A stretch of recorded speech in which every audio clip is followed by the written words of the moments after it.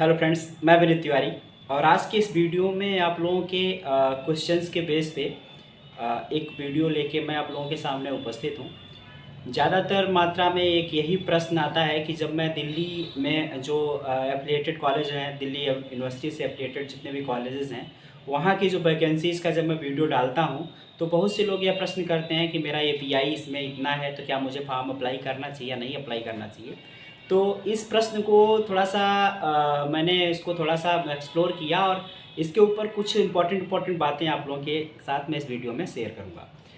तो चलिए बात करते हैं। मुख्य रूप से मुद्दा यह है कि दो असिस्टेंट प्रोफेसर में सिलेक्शन के लिए दो पैटर्न हैं, एक है एपीआई बेस्ड और दूसरा है एग्जाम बेस्ड। तो जो एपीआई बेस्ड असिस्टेंट प्रोफेसर्स के सिलेक्शंस होते हैं वहाँ पर आपकी सफलता के क्या चांसेस हैं, और जहाँ पर आप एग्जाम के बेस पे असिस्टेंट प्रोफेसर की वैकेंसीज आती हैं वहाँ पर आपके सिलेक्शन के क्या चांसेस हैं, इसके ऊपर थोड़ा सा मैं तुलनात्मक अध्ययन करने की कोशिश करूँगा। रूप से कि एग्जाम पैटर्न और एपीआई पैटर्न में कौन सा आपके लिए सूटेबल है।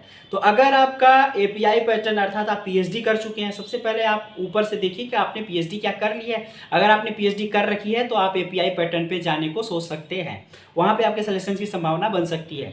उसके साथ ही साथ यह भी है कि आपका जितने भी एकेडमिक मेरिट है आपकी वो है अच्छे खासे परसेंटेज आपके होने चाहिए। आप 45, 50 या 55% लेके उसमें बहुत कुछ आप अच्छा कुछ नहीं कर पाएंगे। तो ऐसी स्थिति में दो चीज़ें आप देखिए कि आपकी पीएचडी है या नहीं है, और उसके बाद आपका एपीआई स्कोर बनता कितना है। अर्थात आपका जो एकेडमिक मेरिट है अच्छा खासा बनेगा, अच्छे स्कोर्स उसमें आप करेंगे, बढ़िया आपका परसेंटेज होगा तो ही आपका उसमें सिलेक्शन की संभावना बनती है। अब विश्वविद्यालयों में वह भी संभावना थोड़ी सी कम हो जाती है।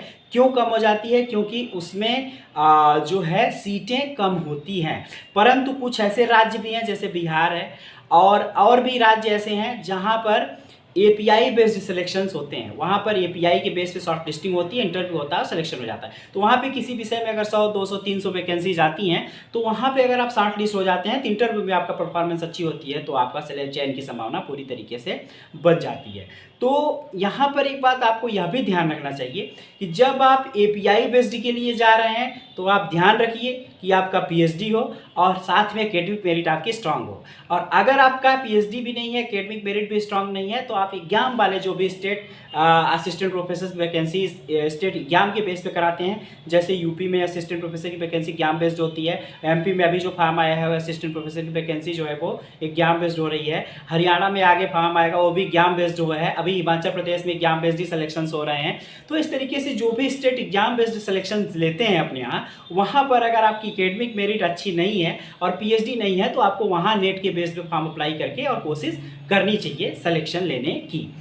तो एक बात आप लोग अपने दिमाग में पूरी तरीके से बिठा लीजिए कि विश्वविद्यालय में सिलेक्शन लेने के लिए पीएचडी जो है आवश्यक है। आप पीएचडी अगर आपका नहीं है तो शॉर्ट लिस्टिंग में ही आप पहले ही फेल हो जाते हैं। और कॉलेजेस जो यूनिवर्सिटी से एफिलिएटेड कॉलेजेस होते हैं वहाँ पे आप नेस्ट बेस्ड पे भी सिलेक्शन पा सकते हैं, लेकिन एग्जाम पैटर्न में आपको इजी पड़ेगा, एपीआई बेस्ड में इजी नहीं पड़ेगा क्योंकि आपकी पीएचडी नहीं है। तो यही कुछ इसके बारे में डिफरेंट टाइप की जानकारियाँ थी जिसको आपको इसको अच्छे से एनालिसिस करके उस हिसाब से तैयारी करने की कोशिश करनी चाहिए। तो इसको कंक्लूड अगर हम करें तो आप एग्जाम पैटर्न में तब जाइए जब आपकी पीएचडी नहीं है, नेट कर लिए हैं आप, चाहे भले ही एकेडमिक मेरिट आपकी अच्छी है, नेट कर लिए हैं तो आप एग्जाम वाले पैटर्न पे जाइए पूरी तरीके से, और उसमें सिलेक्शन आपकी संभावना ज़्यादा होगी बढ़िया। नेट जेआरएफ अगर आपका है तो नेट बेस्ड पे आप यूनिवर्सिटीज़ में ट्राई करेंगे, संभावना उसमें कम होगी। एग्जाम पैटर्न पे जाने की कोशिश करिए। उसके बाद अगर आपकी एकेडमिक मेरिट अच्छी नहीं है, आपका नेट है, फिर भी आपको एग्जाम पैटर्न में जाना चाहिए। पीएचडी आपका है, एकेडमिक मेरिट अच्छी नहीं है, एपीआई कम बन रहा है तो आपको एग्जाम पैटर्न में ही जाना चाहिए, अच्छा रहेगा। तैयारी करके आप एग्जाम पैटर्न में जाइए।